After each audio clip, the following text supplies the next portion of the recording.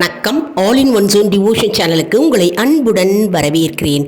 இன்றைக்கி நம்மளுடைய சேனலில் நாளைய தினம் சனி பிரதோஷங்க. சனி பிரதோஷத்தை பற்றி முழு விவரமாக பார்க்கலாம்.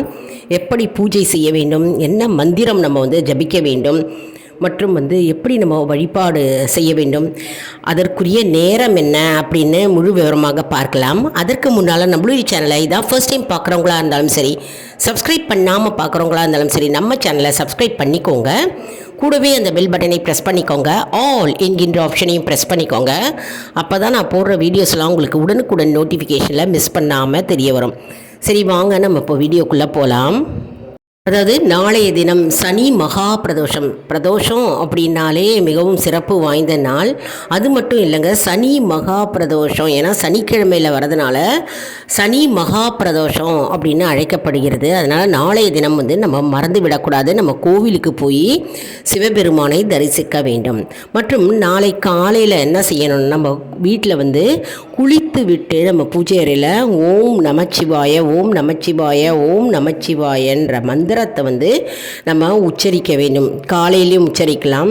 இது மாலை பொழுதில் பிரதோஷ நேரம் அப்படின்னு பார்த்தோன்னா 4:30 மணிலேருந்து 6 மணிக்குள்ளே வருகிறதுங்க. அது கோவிலில் பிரதோஷ காலத்தில் 4:30 மணிலேருந்து 6 மணிக்குள்ளே நம்ம சிவபெருமானை கண்டிப்பாக தரிசனம் செய்ய வேண்டும். சிவபெருமானையும் நந்தி தேவரையும் சேர்த்து ஒரு சாரம் நம்ம தரிசனம் செய்ய வேண்டும். அப்படி தரிசனம் செய்யும்போது நம்ம மாலை பொழுதில் 4:30 மணிலேருந்து 6 மணிக்குள்ளே பகவானை நம் தரிசனம் செய்யும்போது, அபிஷேகம் செய்யும்போது நம்ம ஓம் நமச்சிவாய ஓம் நமச்சிவாய ஓம் நமச்சிவாய என்ற அவருடைய நாமத்தை 108 முறை நம்ம ஜபிக்க வேண்டும். மற்றும் பிரதோஷ காலம் அப்படின்னாலே பிரதோஷம் அப்படின்னாலே நம்மளுடைய தோஷங்களை நீக்குகின்ற காலமாக கருதப்படுகிறது. சிவபெருமான் என்ன செய்தாராம், உலக மக்களை காப்பாற்றுவதற்காக ஆழகால விஷத்தை தானே உண்டாராம். அந்த ஆழகால விஷத்தை தான் உண்டு உலக மக்களுக்கு நன்மை செய்தாராம். உலக மக்களை காப்பாற்றினாராம். அதனால் அவர் அனைத்து விஷத்தை கொண்டிருக்கின்ற அந்த ஆழகால விஷத்தை தானே ஏற்றுக்கொண்டாராம். அதனால் நம்முடைய தோஷங்கள் அனைத்தும் நாளைய தினம் நீங்கும் என்பது ஐதீகம். பிரதோஷம் என்றால் மிக மிக மிக முக்கியமான ஒரு அற்புதமான நாள்ங்க. பிரதோஷத்தன்று நம்ம வில்வ இலைகள் நம்ம வாங்கிட்டு போய் சிவபெருமானுக்கு நம்ம சார்த்த வேண்டும். வில்வ இலை நம்ம பூஜை செய்தாலும் அர்ச்சனை செய்தாலும் சிவபெருமான் மன மகிழ்ச்சி அடைவார். அது மட்டும் இல்லை, நம்ம அர்ச்சனை பொருட்களை எடுத்துகிட்டு போகலாம். அதே மாதிரி அபிஷேக பொருட்கள் எடுத்துகிட்டு போகலாம். பகவானுக்கு நம்ம பிரசாதமாக எது வேணாலும் நம்ம எடுத்துகிட்டு போகலாங்க. கோவிலுக்கு புளியஞ்சாதம், தேங்காய் சாதம், சர்க்கரை பொங்கல், பாயசம் மற்றும் எலுமிச்சம்பழம் சாதம், தேங்காய் சாதம், என்ன சாதம் வேணாலும் கொழுக்கட்டை கூட நம்ம எடுத்துகிட்டு போகலாம். நம்ம கோவிலுக்கு பிரசாதமாக பகவானுக்கு படைப்பதற்கு வீட்லேயும் பார்த்தோம்னா நம்ம விளக்கேற்றி வச்சு 2 வேளையும் விளக்கேற்றி வச்சுட்டு ஓம் நமச்சிவாய என்ற திருமந்திரத்தை நம்ம ஜபித்து நம்ம தூப தீபம் காண்பித்து பகவானுக்கு பிரசாதமாக நைவேத்தியம் பண்ணலாம். மற்றும் சந்தன குங்குமம் வைக்கணும். சிவபெருமானுடைய படத்திற்கு சந்தன குங்குமம் இட்டு நம்ம வழிபட வேண்டும். மிகவும் முக்கியமான அற்புதமான நாள் நாளைக்கு மகா பிரதோஷம். நம்ம மறந்துவிடக்கூடாது. நிறைய பாடல்களை நான் போட்டிருக்கேங்க. நம்மளுடைய சேனலில் போய் பார்த்து பாடல்களை நீங்கள் பாடலாம். சிவபெருமானை மகிழ்வித்து நாம் பாடல்களை பாடி அவருக்கு வேண்டுதல்களை நம்ம வைக்கலாம். நம்ம நாளை கூட்டு பிரார்த்தனையாக பாடல்கள் பாடலாம். அப்படின்லாம் தனிப்பட்ட முறையில் வீட்லேயும் நம்ம பாடல்கள் பாடலாம். அதாவது பிரதோஷத்தன்று சனிக்கிழமையும் சேர்ந்து இணைந்து வருவதனால் இது சனி மகா பிரதோஷம் அப்படின்னு அழைக்கப்படுகிறது. பிற அப்படின்னா விசேஷங்க. உலகில் உள்ள அனைத்து தோஷங்களை போக்குவதே இந்த பிரதோஷ காலமாகும், பிரதோஷ நாளே ஆகும். நாளைய தினம் விரதம் இருக்கலாங்க. அதாவது முழு நேரமும் விரதம் இருக்கலாம். அப்படி இல்லைன்னா ஒரு பொழுது மட்டும் சில பேர் விரதம் இருப்பார்கள். குளித்து விட்டு சிவ மந்திரத்தை நம்ம ஜபம் செய்து விட்டு நம்ம வந்து விரதம் இருக்கலாம் முழு நேரமும். அதாவது காலையும் மதியமும் நைட்டும் இரவும் வந்து விரதம் இருக்க முடிந்தவர்கள் விரதம் இருக்கலாம். அப்படி விரதம் இருக்க முடியல அப்படின்னா ஒரு வேளை வந்து சாப்பிடாமல் ஒரு வேளை மட்டும் உணவு உண்பது சிறப்பு வாய்ந்ததாகும். அதுவும் வந்து நாளை வந்து பிரதோஷம், சனி மகா பிரதோஷம் வந்து நம்மளுடைய பிறவி தோஷங்கள் நீங்கும் என்பது ஐதீகம். நிறைய வீடியோஸ் பிரதோஷத்தை பற்றி நான் போட்டிருக்கேங்க. பிரதோஷ வரலாறு எப்படி வந்தது அப்படின்னு நான் போட்டிருக்கேங்க. அதனுடைய கதைகள் என்ன அப்படின்னும் போட்டிருக்கேங்க. மேலும் வந்து நாளைய தினம் வந்து நம்ம சிவபுராணம் பாடிக்கலாம் மற்றும் திருவிளையாடல் பாடல்களை நம்ம பாடலாம். நம்முடைய தோஷங்கள் நீங்கும் மற்றும் வந்து புண்ணியம் வந்து சேரும் என்பது நம்பிக்கை. நாளைய தினம் வந்து வில்வ இலையை வந்து சிவபெருமானுக்கு கோவிலையும் சாற்றலாம். வீட்டில் வந்து படம் வச்சுருந்திங்கன்னா வீட்லேயும் நம்ம வந்து சாத்தலாம். அதாவது திருமண தடைகள் வந்து நீங்கும் மற்றும் சுப நிகழ்ச்சிகள் வீட்டில் வந்து நடைபெறுமோம். அதாவது அவ்வளவு சக்தி வாய்ந்ததுங்க இந்த வில்வ இலை.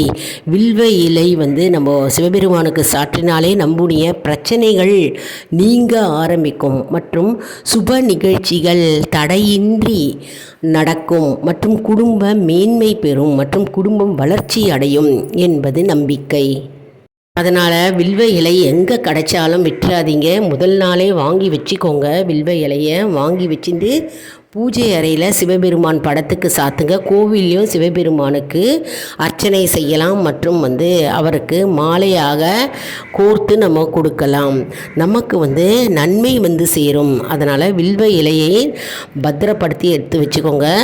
வாங்கி வச்சுட்டு பகவானுக்கு சாத்துங்க. நாளைக்கு வந்து வீடு முழுவதும் வந்து தூப தீபம் காண்பித்து நம்ம வந்து வீட்டை வந்து எப்பவுமே வந்து வெள்ளிக்கிழமை வந்து ஒரு சின்ன டிப்புங்க, வாசனையாக வச்சுக்கணும். மற்றும் செவ்வாய் வெள்ளிக்கிழமை தோறும் நம்ம வீட்டில் வந்து சாம்பிராணி காட்ட வேண்டுங்க. சாம்பிராணி வந்து வாரத்தில் செவ்வாய்க்கிழமை காட்ட முடியலன்னா கூட வெள்ளிக்கிழமை மட்டும் நீங்கள் வந்து சாம்பிராணி காட்டலாம்.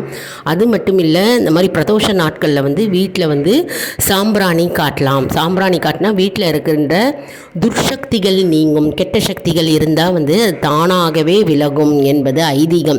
அதனால் நம்ம வந்து சாம்பிராணி எப்போவுமே நம்ம வீட்டில் காட்ட வேண்டும். மற்றும் வந்து ஐஸ்வர்யம் வந்து நம்ம வீட்டில் தாண்டவம் ஆடும்.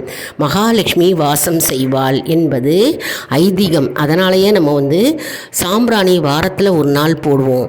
அதே மாதிரி இந்த பிரதோஷ நாட்கள் மற்றும் சங்கடஹர சதுர்த்தி நாட்கள், இந்த நாட்கள்லாம் விசேஷ தினங்கள்லாம் நம்ம வந்து வீட்டில் கற்பூரமும் சாம்பிராணியும் ரெகுலராக போட்டுக்கிட்டே வரணுங்க. வீட்டில் வந்து சண்டை சச்சரவுகள் மற்றும் வந்து மனக்குழப்பங்கள், நோய் நொடிகள் இதெல்லாம் வந்து வராமல் நம்ம வீட்டை பாதுகாக்கும். அதனால் வந்து நம்ம சாம்பிராணி தூபம் போட்டுகிட்டே வரணுங்க. இது ஒரு சின்ன டிப்பு தான் நான் வந்து சொல்லியிருக்கேன். இது யூஸ்ஃபுல்லாக இருக்கும் உங்களுக்குன்னு நினைக்கிறேன். சில பேர் வந்து ஏற்கனவே போட்டுகிட்டே வருவீங்க. அப்படி சில பேர் வந்து போடாமல் இருக்கிறவங்க இருக்கலாம். அவங்களுக்கு இது யூஸ்ஃபுல்லாக இருக்கும். அதாவது சனி மகா பிரதோஷம் அன்னைக்கு வந்து நம்ம விரதம் இருப்பது வந்து 1000 பிரதோஷம் வந்து விரதம் இருந்த பலன் வந்து நம்மை வந்து சேருமம். அதனால் சனி பிரதோஷத்தன்று விரதம் இருப்பது மிகவும் நல்லது. அதாவது விரதம் இருக்க முடிந்தவர்கள் வந்து விரதம் இருக்கலாம்.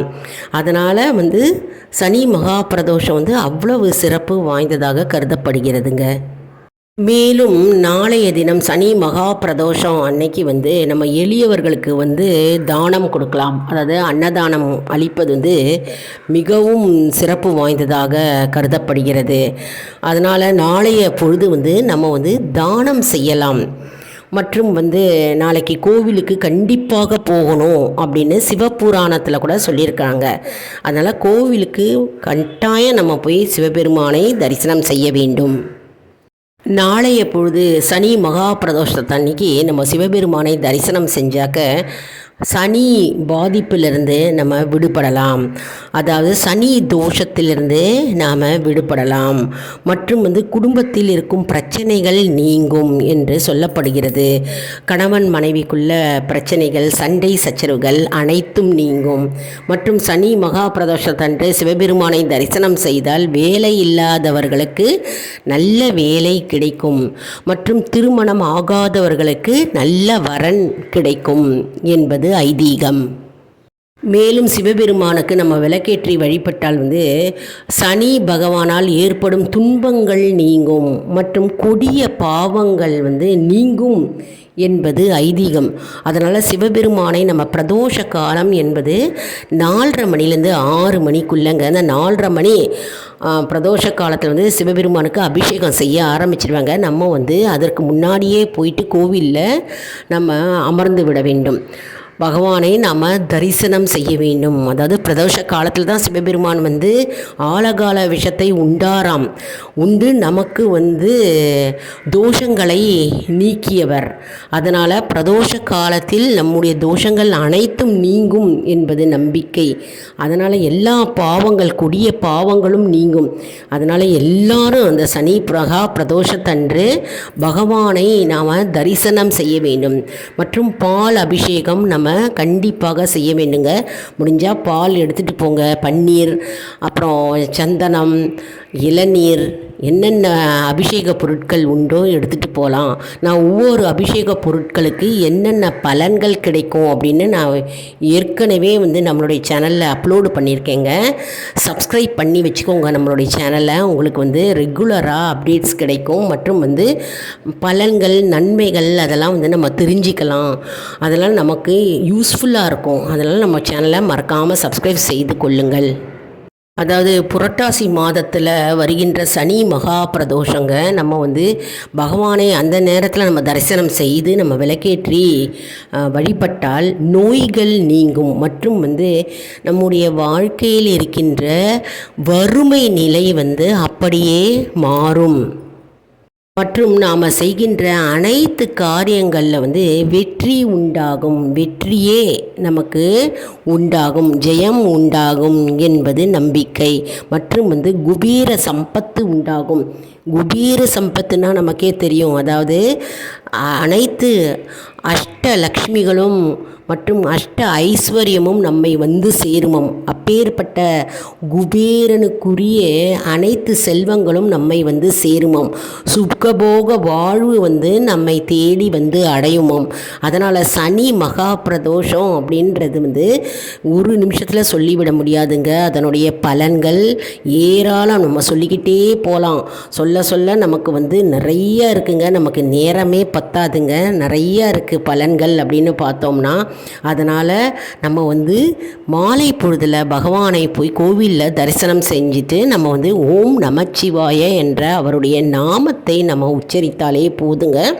நமக்கு நன்மை சேரும். மற்றும் நோய் நொடியின்றி நீண்ட ஆயுளுடன் நம்ம வாழலாம். ஆரோக்கியமான வாழ்க்கை நமக்கு கிட்டும் என்பது நம்பிக்கை. இப்போ நம்ம இந்த வீடியோ மூலம் தெரிஞ்சுக்கிட்டோம் இல்லையா? அதாவது எதுக்காக நம்ம விரதம் இருக்கோம், விரதம் இருந்தால் எத்தனை விரத பலன்கள் நமக்கு கிடைக்கும் அப்படின்றதும் பார்த்தோம். மற்றும் பூஜையை பார்த்தோம்.